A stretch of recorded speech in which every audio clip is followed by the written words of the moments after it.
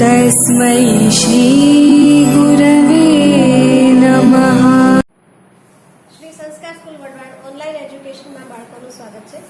આજે આપણે ધોરણ 8ના સામાજિક વિજ્ઞાનનો પાઠ 7 આબોહવાકીય ફેરફાર ભણીશું। પૃથ્વીની ચારે બાજુ વીજળાઈને આવેલા હવાના આવરણને વાતાવરણ કહેવામાં આવે છે।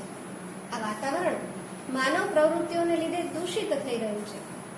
ઉદ્યોગો, કારખાના, પાવર સ્ટેશનો અને વાહનો દ્વારા વાતાવરણ દૂષિત થાય છે। વૈશ્વિક તાપમાન વધવાથી તાપમાન, પવનની દિશા અને ભેજ વગેરેમાં જે ફેરફાર થાય છે તેને આબોહવાના ફેરફાર કહેવામાં આવે છે। નીચે આપેલી સારણીમાં સૌથી વધારે વરસાદ, ગરમી, ઠંડી અને વિષમ સ્થિતિ અનુભવતા પ્રદેશ શોધી અહીં આવું કેમ છે તેના કારણો શોધો। જેમ કે રશિયામાં ગરમી સામાન્ય રીતે 15°C અને ઠંડી -20°C તથા વરસાદ 100 સેમી હોય છે। હવે અહીં એ જ રીતે બધા અન્ય 5 દેશો બતાવ્યા છે અને તેની ગરમી, ઠંડી અને વરસાદનું પ્રમાણ પણ તમને દર્શાવ્યું છે। તો આ દેશોનું ભૌગોલિક સ્થાન જાણી અને શા માટે ગરમી વધુ કે ઓછી, ઠંડી વધુ કે ઓછી અને વરસાદ વધુ કે ઓછો છે તેના કારણો શોધવાના છે, તે તમારે જાતે લખવાના છે। હવામાન એટલે શું? કોઈ પણ પ્રદેશના તાપમાન, ભેજ અને વરસાદની ટૂંકા ગાળાની સરેરાશ સ્થિતિ એટલે હવામાન। તમે આવા નકશા સમાચાર ટીવીમાં લેતા હોય તો જોયા હોય અને તેમાં હવામાન સમાચાર સાંભળતા હોય તો આ રીતે તમને નકશો દર્શાવેલો હોય।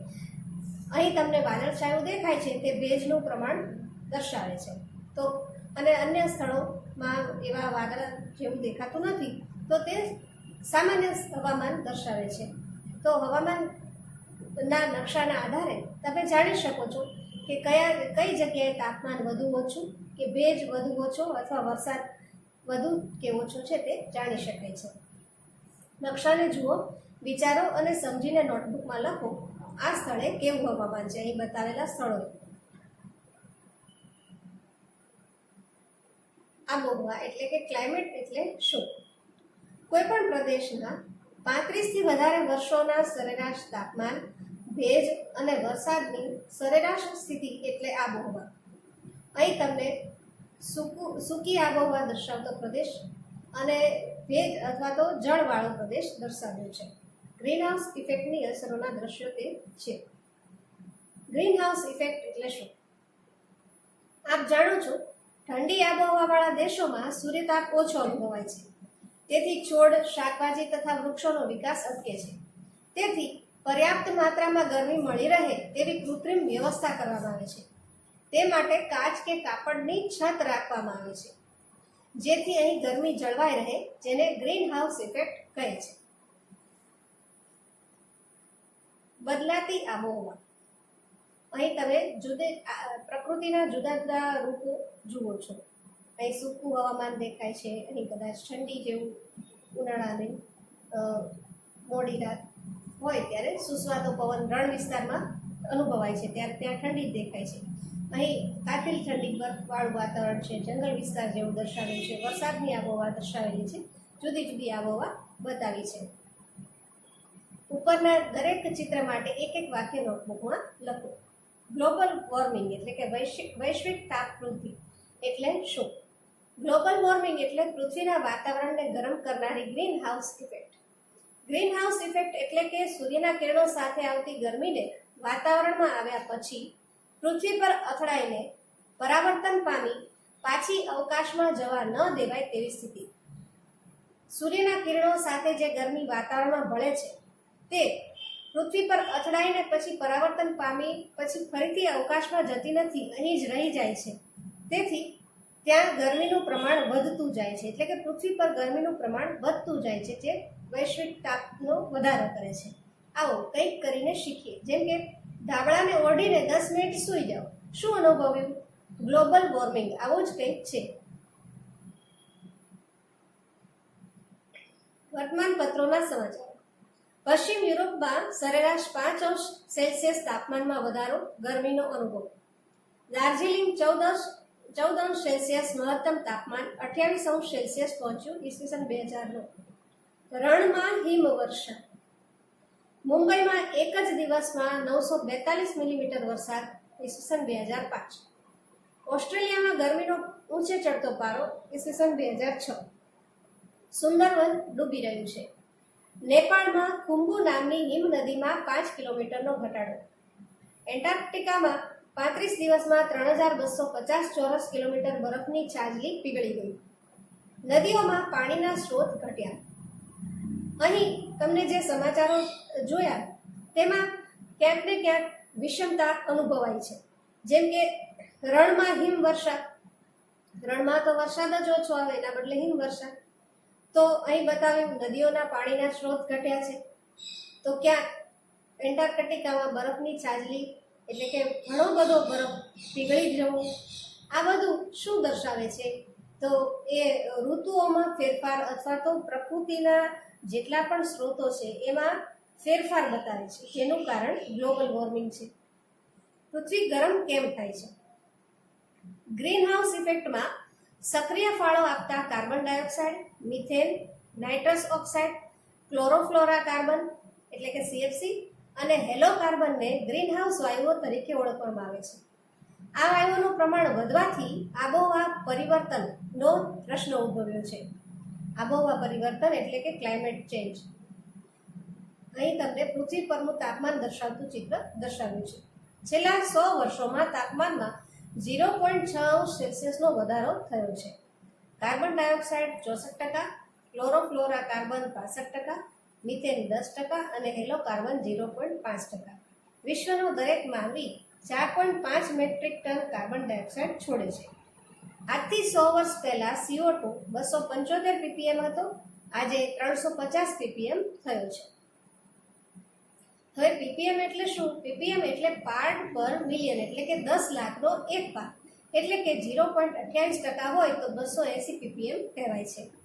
અહીં ગ્લોબલ ટેમ્પરેચર બતાવ્યું છે. છેલ્લા 150 વર્ષમાં પૃથ્વી પર વધેલ સરેરાશ તાપમાન.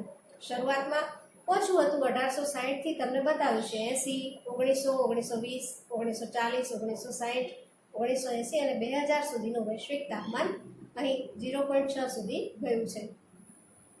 ચા કે શાકમાં ખાંડ કે મીઠું કેટલું નાખવું તે આપણે જાણીએ છીએ. જો ભૂલથી વધારે પડી જાય તો શું થાય છે? એવી જ રીતે આપણી પૃથ્વી પર વાતાવરણમાં વાયુઓનું પ્રમાણ પણ સંતુલિત છે. હવે જો કાર્બન ડાયોક્સાઇડ વાયુનું પ્રમાણ વધી જાય તો શું થાય? નીચેની સારણીનું વાંચન કરો અને વિચારો. આપણી પૃથ્વીને ગરમ કરવામાં આપણે કેટલા જવાબદાર છીએ તે ચકાસો. જેમ કે અહીં તમને બતાવ્યું છે થર્મલ પાવર મથક 200 મેગાવોટ એક વર્ષમાં છોડે છે, તો ગ્રીન હાઉસને અસર કરતા વાયુ ઉત્સર્જનનું પ્રમાણ તેના દ્વારા 9 લાખ ટન થાય છે. મોટર કારનું વાર્ષિક 17 કરોડ ટન. એસી સરેરાશ 2 કલાક તો 24 કલાકમાં 2230 કિલોગ્રામ વાયુનું ઉત્સર્જન કરે છે. ટીવી 24 કલાક તો 190 કિલોગ્રામ ગ્રીન હાઉસને અસર કરતા વાયુનું ઉત્સર્જન કરે છે. ટ્યુબલાઇટ 88 કિલોગ્રામ, કમ્પ્યુટર 24 કલાકમાં 130 કિલોગ્રામ અને ફ્રીજ 24 કલાકમાં 920 કિલોગ્રામ. હવે ઘણી વખત આપણે એવું જોઈએ છીએ કે બધા જ ઘરોમાં એક કરતાં વધુ ટ્યુબલાઇટ હોય છે, ઘણી જગ્યાએ ટીવી પણ એક કરતાં વધુ હોય છે, ફ્રીજ પણ વધુ હોય છે, કમ્પ્યુટર પણ વધુ હોય છે. તો એક જ ઘરમાં એક દિવસમાં જો આટલા કિલોગ્રામ ગ્રીન હાઉસને અસર કરતા વાયુનું ઉત્સર્જન વધતું જાય છે તો એક વિસ્તારમાં કેટલા બધા ટીવી કે આ બધા આધુનિક ઉપકરણો હોય છે, ઇલેક્ટ્રોનિક્સ વસ્તુઓ હોય છે જે વૈશ્વિક તાપમાનમાં વધારો કરે છે. એમ કરતાં કરતાં આપણે વિચાર કરીએ કે એક દેશમાં અને એમ કરીને સરેરાશ દુનિયામાં પણ આ બધા ઉત્પાદનોને કારણે, આ બધી ચીજવસ્તુઓને કારણે આપણે કેટલી બધી ગ્રીન હાઉસને અસર કરતી ચીજો આપણા ઘરમાં વાપરીએ છીએ. તો એનો ઉપયોગ આપણે ઓછો કરતા જવું જોઈએ. વર્લ્ડ મટીરિયોલોજીકલ ઓર્ગેનાઇઝેશન એટલે કે WMO એ વિશ્વ હવામાન સંસ્થા છે.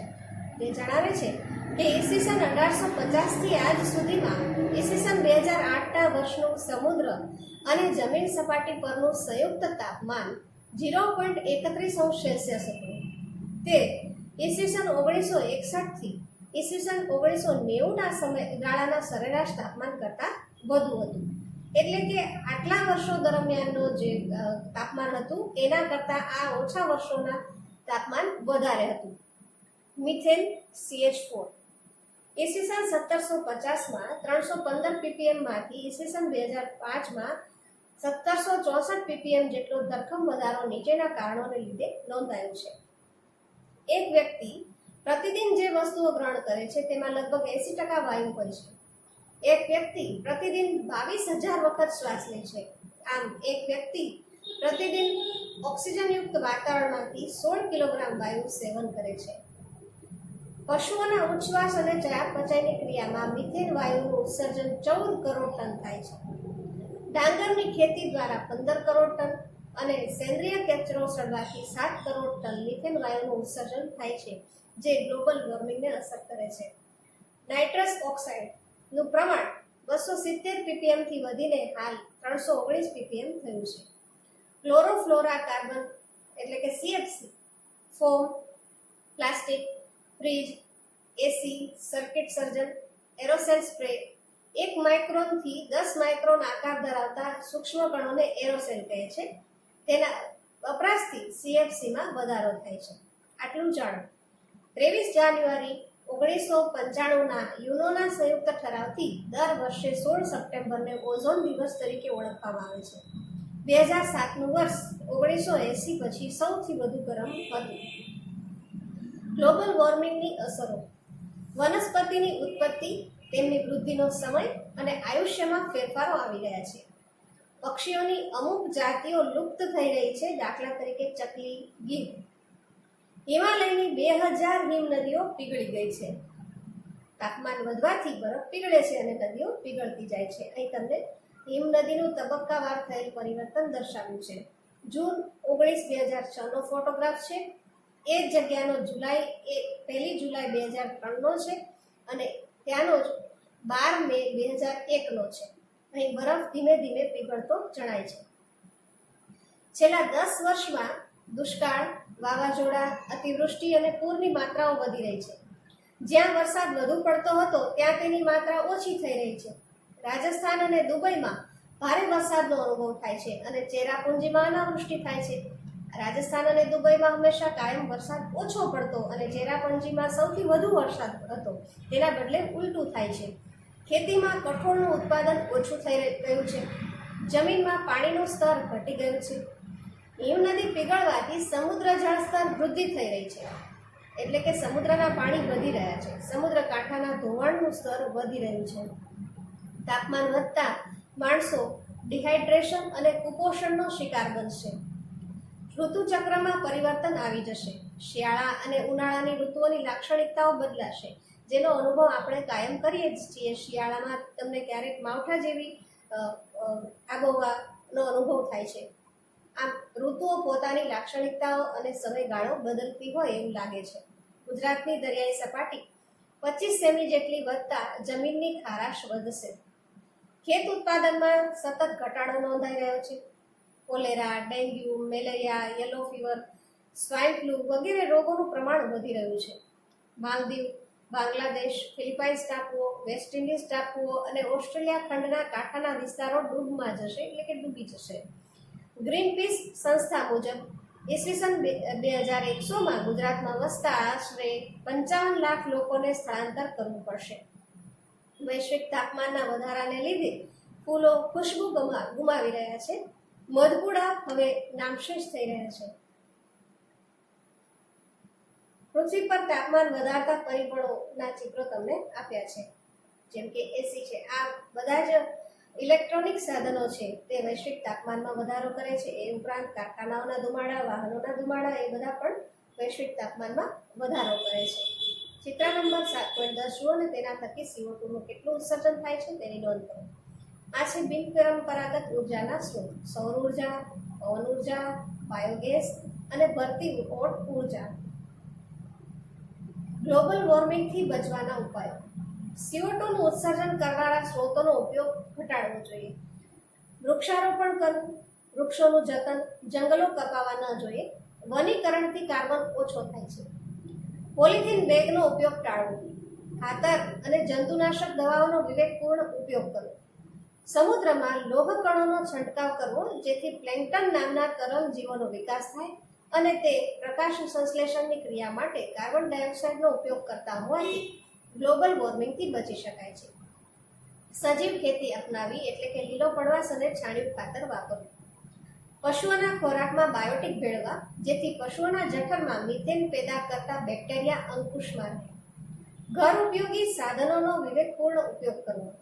પરિવહનના સાધનોનો વિવેકપૂર્ણ ઉપયોગ કરવો. વસ્તી વૃદ્ધિ અટકાવવી. વીજળીની બચત માટે હવા ઉજાસ કુદરતી રીતે ઉપલબ્ધ બને તેવી વ્યવસ્થા કરવી. ઇકો ફ્રેન્ડલી કાગળનો વપરાશ વધારવો. ઘરની આજુબાજુ છોડ અને વૃક્ષોનો ઉછેર કરવો. કુદરતી સંપત્તિનો વિવેકપૂર્ણ ઉપયોગ કરવો.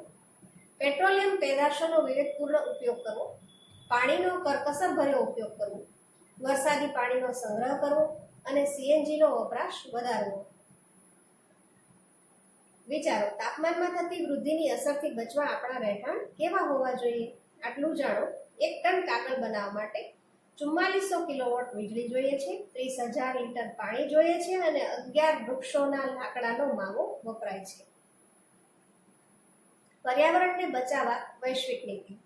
માનવ પોતાની પ્રવૃત્તિઓથી પર્યાવરણનો વિનાશ કરી રહ્યો છે એવું વિશ્વને સમજાતા ઈસવીસન 1972માં સ્વીડનના પાટનગર સ્ટોકહોમ ખાતે પર્યાવરણ બચાવવા બેઠક મળી. ત્યારબાદ બ્રાઝિલના રિયો ડી જાનેરો ખાતે પૃથ્વી સંમેલન મળ્યું.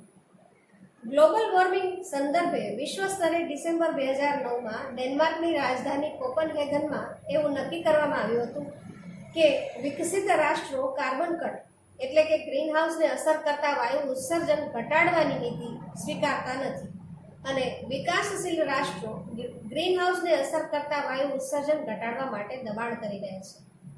વિકાસશીલ દેશોના વિકાસ માટે $100 અબજ સહાય આપવી એવું નક્કી કરવામાં આવ્યું હતું.